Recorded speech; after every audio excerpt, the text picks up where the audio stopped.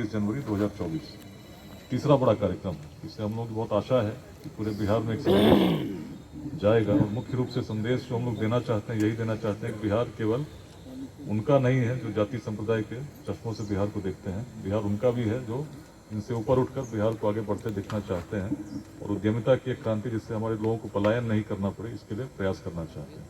तो यही संदेश बेगूसराय में हम लोग दे रहे थे कि कोई कार्यक्रम में इतनी बड़ी भीड़ तब जुटी है जब कार्यक्रम राजनीतिक नहीं है, धार्मिक नहीं है। आमतौर पर ऐसे ही जन समुदाय का जो एकत्रीकरण होता है तभी होता है जब कार्यक्रम या तो राजनीतिक कार्यक्रम हो या धार्मिक कार्यक्रम हो। लेकिन ऐसा कार्यक्रम जो सामाजिक कार्यक्रम है, जिसका उद्देश्य है कि बिहार आगे बढ़े, और उसमें हर भेद से ऊपर उठकर हम लोग हर समाज के हर वर्ग का सहयोग हो, इसी उद्देश्य के साथ हम लोग इसको कर रहे हैं। तो इस कार्यक्रम में मुख्य उद्देश्य वही है। इस अभियान में अभी तक लगभग 1.5 लाख लोग सीधे रूप से जुड़े हुए हैं और सक्रिय रूप से योगदान करने का प्रयास कर रहे हैं। लाखों लोग इसमें वैसे परोक्ष रूप से जुड़कर एक आशा के साथ कि बिहार में कुछ बड़ा परिवर्तन होगा देखते हैं। सामाजिक अभियान है, शैक्षणिक अभियान है और सांस्कृतिक अभियान है।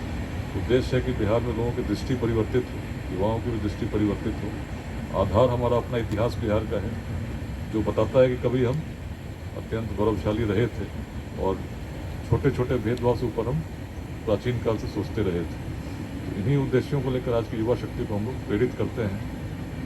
हम बता रहे हैं, अधिकांश लोग अवगत हैं इस अभियान से, लेकिन मुख्य रूप से जो बातें हम लोग कहते हैं, यही कहते हैं कि बिहार में जातियाँ प्राचीन काल में भी थीं, लेकिन जिस प्रकार का संघर्ष रूपी जातिवाद आज हम लोग देखते हैं, ऐसा तब रहा होता तो जो अलग अपवाद बिहार ने तब प्रस्तुत किए। मगध में नंदवंश का उदय हुआ, जो सबसे निम्न वर्ग से आते थे, ऐसी अवधारणा पूरे विश्व में कहीं नहीं देखने को मिलती, जो बताता हमारे समाज में हमारे पूर्वजों की दृष्टि कैसी थी और योग्यता का कैसा सम्मान था। ऐसा अगर उस समय उस प्रकार का भेदभाव रहा होता तो आचार्य चाणक्य भी चंद्रगुप्त में जाति खोजते, लेकिन हमारा समाज ऐसा नहीं था। इन भेद से ऊपर उठकर तभी हम लोग वैशाली भी स्थापित कर सके, जिसमें 7,707 गणराजा चुने जाते थे बिना जाति के आधार पर। क्षेत्र के हिसाब से अलग अलग जातियों से संबंध कर रखने वाले लोग एक साथ वैशाली के संथागार में आते थे और प्रतिवर्ष अपने गणाधिपति को चुनते थे। हमारा इतिहास है। तो उस आज बिहार को सबसे अधिक आवश्यकता है कि हर व्यक्ति चाहे किसी जाति का हो, किसी संप्रदाय का हो, पहले शिक्षित हो जाए, दूसरा उसको हम स्किल्ड कर सकें। क्योंकि सबसे बड़ी समस्या आज बिहार में युवाओं की जनसंख्या हम कह सकते हैं 9 करोड़ है, उम्र 30 साल से कम है। बिहार की जनसंख्या लगभग 14 करोड़, और यदि 9 करोड़ लोगों को हम लोग शिक्षित ठीक से नहीं कर सके, स्किल्ड नहीं कर सके, तो आने वाले समय में यही समस्या का रूप लेगी। लेकिन उनको हम यदि आज अभी से दृष्टि बना करके प्रयास करेंगे कैसे उनका रोजगार का सृजन बिहार में ही हो, तो इसमें एक ही मंत्र है उद्यमिता, इसके अतिरिक्त दूसरा कोई मंत्र नहीं हो सकता है। क्योंकि सरकारी नौकरी की सीमा है, 1% से अधिक लोगों को किसी पार्टी की सरकार आएगी नौकरी नहीं दे सकती। और ये बात बहुत स्पष्ट रूप से सामाजिक रूप से हम लोग हर संवाद में कहते हैं कि जब तक एक स्टार्टअप्स की ओर, बिजनेस की ओर, उद्योग की ओर युवा नहीं बढ़ेंगे, तो इसके लिए एक सामाजिक दृष्टि में परिवर्तन इसलिए चाहिए क्योंकि मान लीजिए कोई 12th का बच्चा स्टार्टअप लगाना चाहता है, सबसे पहला विरोध घर से ही होगा।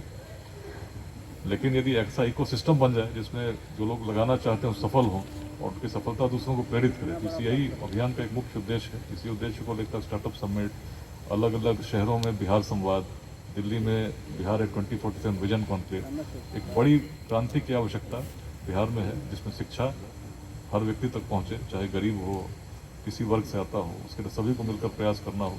और विशेष रूप से जो लोग सक्षम हैं उनके माध्यम से थोड़ा अंशदान यदि समाज को होने लगे और बड़ी संख्या में होने लगी, यही इसकी अवधारणा है।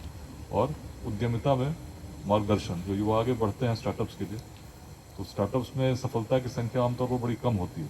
अगर आप 100 स्टार्टअप लगते हैं तो मुश्किल से 10 ही उसमें सफल हो पाते हैं, या कभी कभी संख्या और भी कम होती है।